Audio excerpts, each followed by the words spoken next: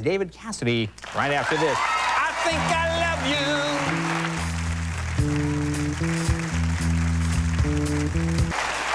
Now, my next guest is a very popular actor and singer who most people remember as Keith Partridge in the hugely successful series The Partridge Family. He's just written a book about the experience called Come On, Get Happy, Fear and Loathing on the Partridge Family Bus. This is his very first time on The Tonight Show. Please welcome David Cassidy.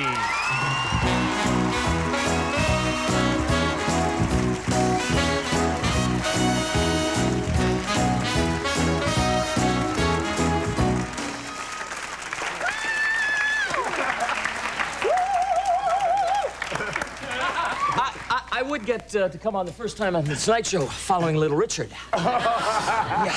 Is this your very first time in all the years? What about that suit? That's a great suit. I got this in, where did I get this? Might be Brooks Brothers. I'm No, not wait a sure. minute. Am I guest 2 or 3? Oh, A 3, right there. There you go, there you go. This is your first time? It's hard to well, in all the years of The Partridge Family, you never did The Tonight Show? Well, actually, before The Partridge Family, I was here once, I think it was '67 when Johnny was doing the show, and in those days they had a couch here.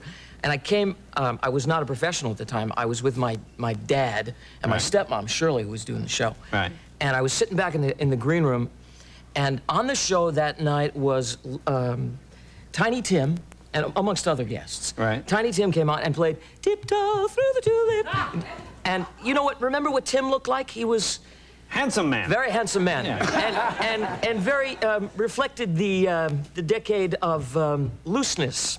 My dad was also on the show, who looked a lot like David Jack Niven. Cassidy. Jack Yeah, Cassidy, right. and dressed in the nines impeccably. Came out and sat right here, right where Richard's sitting. Shirley's sitting here, and they're doing an interview, and Tim quite innocently said, "You know, Miss Jones, I've always been such a big fan." My dad looked over, had his arm around him on the couch, and said, "I was hoping you'd say that."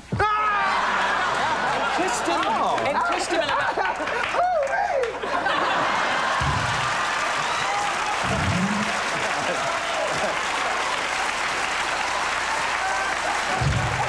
You know, David, it's...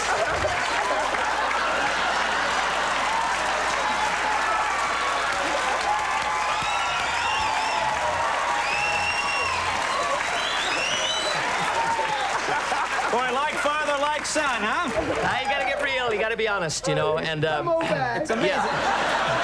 It's amazing how history repeats itself. well, we gotta be going now, folks. It's amazing how history does repeat itself. I certainly did want to change my image, and I did it quick, too, didn't I? Huh? Now, did you ever go through, like, a whole hippie phase thing? Oh, are you kidding? I was, you know, I was very, very, very wild and reckless. I mean, I wasn't dangerous as a teenager, but certainly the antithesis of Keith, who was, of course, sweet, wonderful, and innocent, and wore a lot of bad shirts. Right, bad shirts. Long hair. Very long hair. Well, you remember that era. Oh, yeah, I understand. You Well, I had grew up long- in a small town where you really couldn't have long hair. But I think, was it different out here when you went to school? Oh, Could it you was have long wild. hair? I mean, you know, the motto of the whole generation that I grew up with and I align myself with, I was, you know, dope and sex and rock and roll and all that madness, and it was really, it was very wild. The pendulum had swung from the 50s when Richard well, from the 50s, and I think that everybody at that point was really trying to bust loose with the social and sexual revolution. Yeah. And, you know, I mean, my musical taste was very different from what I became associated with as an actor playing Keith. On the show. I would sing these sweet pop songs, but I mean, I saw Hendrix 5 times and Clapton and... Well, let me ask you about a phrase here.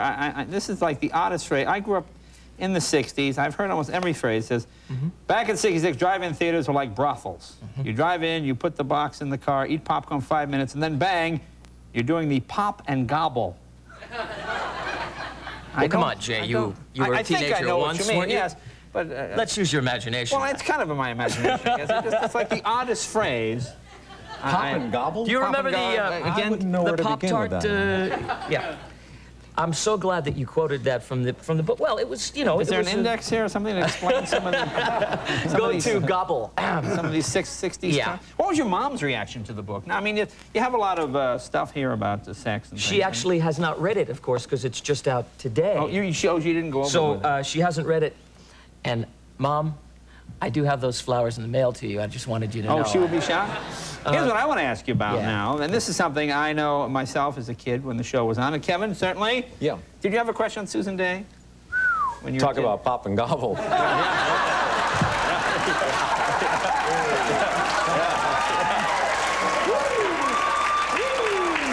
Well, there's been a little talk, Kevin. Come on, let's be honest. Now, when you now she was your sister on the show, Yes, obviously. and now, of course, technically in TV world that would be illegal. But did you guys it ever? was. You ever have a No, crush we on her? were- Did we you ever were- date?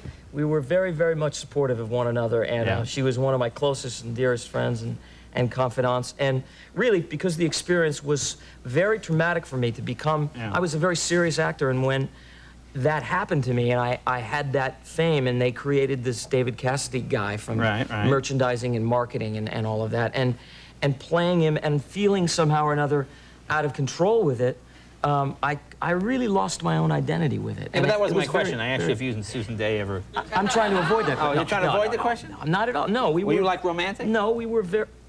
No, we were very, very supportive, very brotherly, sisterly. Supportive? No, You sound we like were. Clinton. Come on, did you do it or not? No, did you guys and ever I go out? didn't Did you inhale date? either. Did you date? I mean, did you date? Did you guys date? Not really, no, because. What do you mean, not really? No, we didn't really. We. Did you ever kiss her? Jay, now. It's harmless enough. Hey, now. Yeah, I think I probably. Come on, Jay, this is not 20 questions, is it? If it takes 20, I'll... If you can do it. Well, If you can do it in less than 20, is it in the book? it's in the book. It's in the book. all in the book. So yeah. it's in here. Yeah, it's So all in the book. I just want to say that the book is really about, for me, it was, thanks, Jay. I'll let you out of it gracefully. Thanks, pal. I think we know the answer. Yeah. Now, you just finished the Broadway show with your brother, right? I did. What did you do, a year on that? About 10 months. In fact, yesterday was our final performance of Blood Brothers on Broadway, and yeah, thank you. Yeah. Because of, thanks. It was, for me, probably yesterday was the culmination of for me, the best moment of my entire career, and fans have been incredibly supportive of me, and I have to say that the time that I spent in the 80s, when it was very difficult for me to get those kinds of jobs, when people did not look at me as a credible actor. Yeah. And from a lot of it was a result of the fame that I had and the kind of fame that I Right. had. But I have to say it was my finest moment and the best experience I ever Well, that's had. great. I want to thank all of you for And that. the book is called Come On, Get Happy. David Cassidy. David, thanks. Good to see you. Ladies and gentlemen, tomorrow night on the show, Kyle MacLachlan from the Flintstones, Louis Anderson, and our 10-year-old graduate, Michael Kearney. Would you guys mind if I, rather than say goodnight to each of you, we just have a nice round of applause for our veterans and for Mary Keith Here's as well. to that. Rosie Yeah, Riveter. yeah. Thank you, folks. Thank you very, very much. See you tomorrow night.